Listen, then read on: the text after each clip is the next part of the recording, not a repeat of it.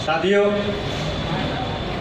मैं थोड़ा लेट हुआ, दिलगिरी व्यक्त करता हूँ, लेकिन आज के अखिल भारतीय विरोध प्रदर्शन के पहले हमारे केंद्रीय राज्य मंत्री उसका दुखद निधन हुआ है। इसके लिए पहला अपन एक 2 मिनट के लिए उनको भावपूर्ण श्रद्धांजलि अर्पित करेंगे। सभी कार्यकर्ताओं को विनती है कि आप अपने जगह पर 2 मिनट के लिए अपन मौन धारण कीजिए।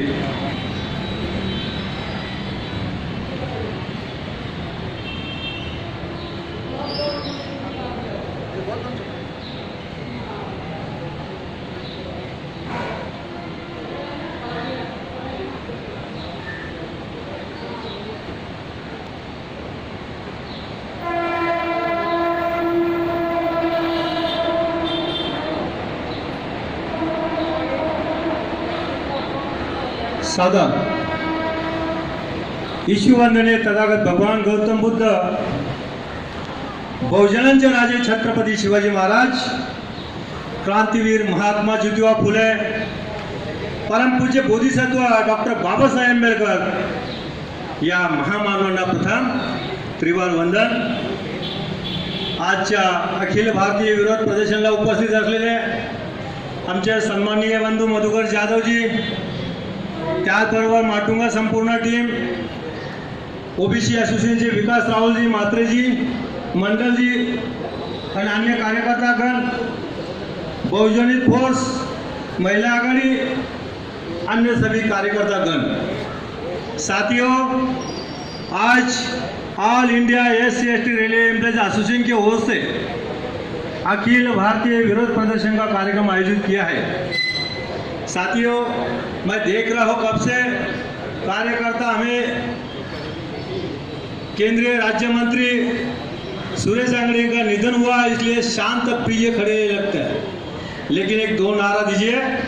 CW मैडम तक जाना चाहिए और मैडम को भी पता लगना चाहिए कि SC/ST एसोसिएशन के भीम सैनिक है। साथियों, डॉक्टर बाबासाहेब आंबेडकरांचा, छत्रपती शिवाजी महाराजांचा, क्रांतीवीर महात्मा ज्योतिबा फुलेंचा। धन्यवाद। साथियों, all India SC/ST railway employees association ने अखिल भारतीय विरोध प्रदर्शन का कार्यक्रम आज जो आयोजित किया है, पूरे वक्त ने काफी पता है 24 सितंबर की क्या घटना हुई है। 24 सितंबर 1932 में जो पुनः पैक्ट हुआ, ये 2 महापुरुष के बीच में नहीं तो 2 समाज के बीच में बंटवारा हुआ है। साथियों, इस उपलक्ष्य में बीच में ये 2 समाज के बीच में जो समझौता हुआ है, वो समझौता करार को कहा है पुनः पैक्ट। उसके ऊपर मैं ज्यादा नहीं बोलूंगा, लेकिन आज की स्थिति में भारतीय रेल की अवस्था जो है, जो निजीकरण और निगमीकरण, पहले तो मैं ये बताऊंगा कि भारतीय रेल पर आज की स्थिति में 151 151 ट्रेन जो 109 मार्ग पे चलाने वाले हैं, और वो 151 ट्रेन के ड्राइवर, गार्ड, अन्य स्टाफ सभी उन्हीं का होगा।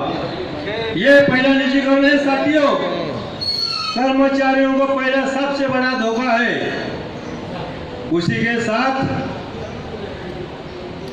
भारतीय रेल पर जितना ही बड़ा बड़ा प्लेटफॉर्म है, वो प्लेटफॉर्म का निजीकरण हो रहा है। पूरा स्टाफ निजीकरण जो टेंडर लेगा उसी का स्टाफ होगा, हमारा कर्मचारी काम से वंचित किया जाएगा। इसी के पहला सबसे बड़ा धोखा हमें हुआ है, जो ये हमारा सफाई कर्मचारी था, वो सफाई कर्मचारी को ही निकाल दिया। आज की स्थिति में सफाई कर्मचारी हमारा ने सब आउटसोर्सिंग किया। साथियों, 2012 में हमने इसके लिए आंदोलन किया था, नई दिल्ली में जंतर मंतर में सेंट्रल से पूरा रैक लेके गया था और पूरे भारतवर्ष के अंदर ये विरोध प्रदर्शन किया था। लेकिन साथियों, सरकार के ध्यान में कुछ नहीं आ रहा है, खाली उनको निजीकरण निगमीकरण करना है। इसके बाद आज की स्थिति में अगर देखा जाए तो हर एक वर्कशॉप में, हर एक प्रोडक्शन यूनिट में, हर एक कमर्शियल डिपार्टमेंट में ये निजीकरण और निगमीकरण हो रहा है साथियों। इसके बारे में समय समय पर आवाज उठाया गया है, लेकिन सरकार सुनने के काबिल नहीं है। सरकार के कान बंद है और आंख भी बंद हो रहा है अभी देखने के लिए।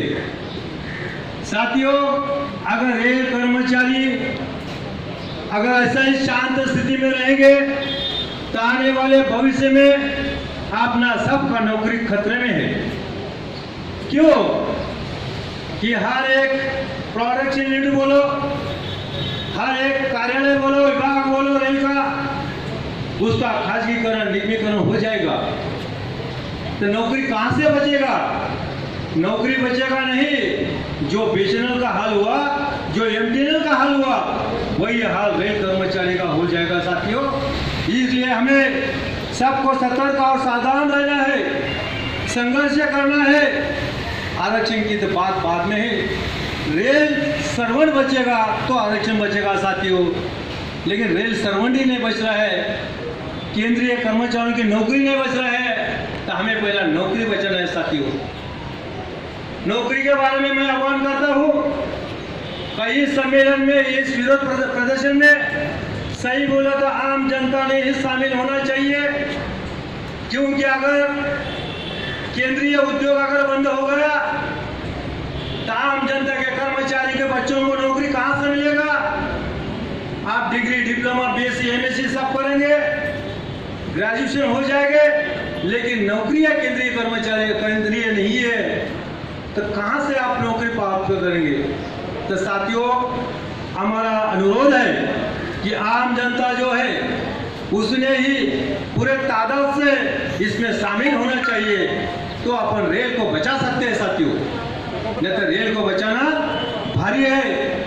आज की स्थिति में देखा, भारतीय वर्तमान जो सरकार है, ये वर्तमान सरकार ने जो ही 26 कंपनियों का निजीकरण जो किया है, और ये 26 कंपनियों में निजीकरण करके एक एक कंपनी को पूरा बंद करने का प्रयास किया साथियों। इससे क्या हो रहा है? इससे वहां का कर्मचारी काम से मुक्त हो रहा है, नौकरी से वंचित हो रहा है, और नौकरी से वंचित हो रहा है तो उसका परिवार ही आर्थिक सोच से ही वंचित हो रहा है साथियों। तो साथियों, आज की स्थिति में भारतीय रेल में हर एक जगह पर निगमीकरण हो रहा है। इस निगमीकरण का थोड़ा नुकसान कैसा हो मैं दिखाता हूँ आम जनता को और सभी भारतवासी को। जहाँ जहाँ प्लेटफॉर्म निजीकरण हुआ है, वहाँ के जो ठेकेदार है, वहाँ पे प्लेटफॉर्म टिकट अपना 3 रुपये 10 रुपये था, आज की स्थिति में 50 रुपये कर दिया है साथियों।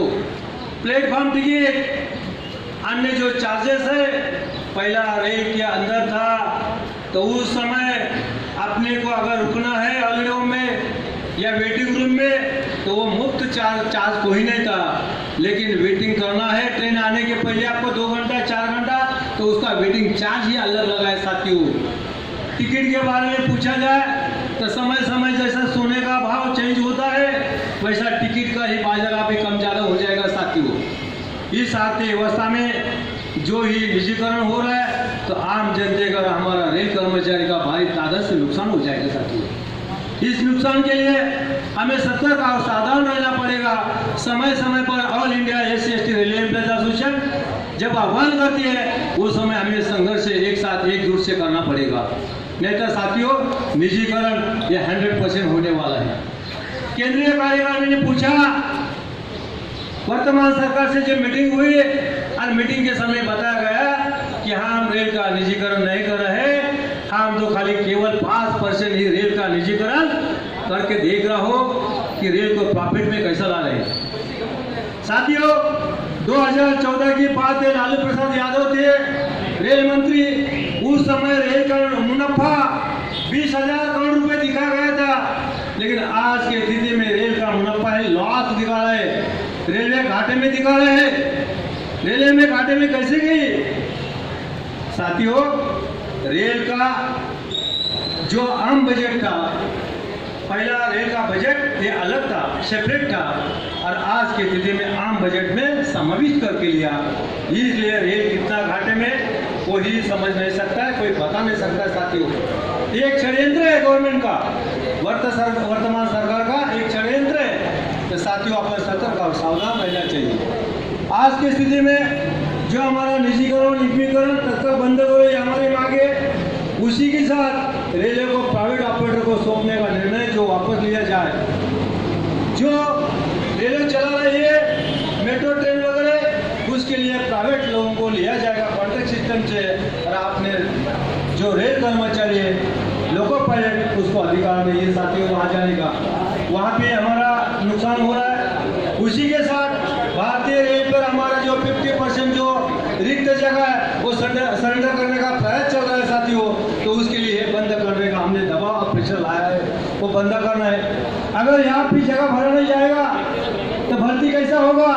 और जो रिक्त जगह है वो अगर सरेंडर किया जाएगा तो कर्मचारी काम पर कैसा आएगा? साथियों ये स्थिति आज की स्थिति में है।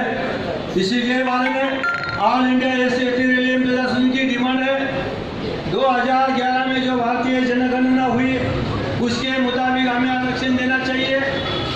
और आरक्षण जो हमारा आज की स्थिति में 15-7.5% जो है, और जो हमारे ओबीसी भाई का 27% है, ऐसा 52.5% है। लेकिन 2011 के जनगणना में अलग दिखाया जाए। 15%, 17% एससी है, 9% एसटी है, और ओबीसी का 1% ज़्यादा बढ़ा है साथियों। उसके मुताबिक हमें आरक्षण देना चाहिए साथियों। लेकिन सरकार के लिए हमें समय समय पर आंदोलन करना पड़ेगा, और 2011 के जनगणना पर आपने को अड़े रहेगा पड़ेगा साथियों।